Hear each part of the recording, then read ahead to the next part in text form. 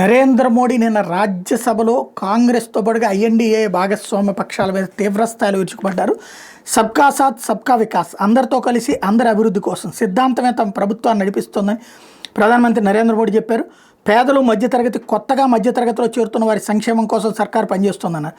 రాష్ట్రపతి ప్రసంగానికి ధన్యవాదాలు తెలిపే తీర్మానం మీద జరిగిన చర్చకు బదులిస్తూ రాజ్యసభలో చేసిన ప్రసంగం సందర్భంగా కాంగ్రెస్ మీద తీవ్రస్థాయిలో విమర్శలు ఎక్కుపెట్టారు. దేశానికి స్వతంత్రం వచ్చిన తర్వాత 6 దశాబ్దాల పాటు కాంగ్రెస్ పాలన బుజ్జిగింపు విధానాలు నడిచినాయి. కొందరికి మాత్రం ఇవ్వటం, మిగిలిన వారికి నిరాకరించడం అనే విధంగా పాలన నడిచింది. 2014 తర్వాత ఈ పద్ధతి మారింది. బుజ్జిగింపు విధానాల మీద కాకుండా అందరి సంతృప్తి లక్ష్యంగా పాలన మొదలైంది. వనరుల్ని సమర్థంగా ఉపయోగించుకోవడం, ఏ ఒక్కరిని వదిలిపెట్టకుండా అందరికీ పథకాలను చేరువ చేయడం మీదనే దృష్టి పెట్టాం. ఈ విధంగా ప్రతి స్థాయిలో సబ్కా సాత్ సబ్కా వికాస్ విధానాన్ని అమలుపరిచాం. దాని ఫలితాలు ప్రస్తుతం చూస్తున్నాం. 25 కోట్ల మందిని పేదరికం నుంచి బయటికి తెచ్చామని మోడీ చెప్పారు. ఓబీసీ కమిషన్ని ఏర్పాటు చేయాలని పార్టీలకు అతీతంగా ఓబీసీ ఎంపీలు 3 దశాబ్దాల పాటు డిమాండ్ చేసిన నాటి కాంగ్రెస్ ప్రభుత్వాలు అంగీకరించలేదని ప్రధాని గుర్తు చేశారు. కానీ తాము ఓబీసీ కమిషన్ ఏర్పాటు చేయడమే కాక రాజ్యాంగ భద్రతను కూడా కల్పించామని గుర్తు చేసుకొచ్చారు.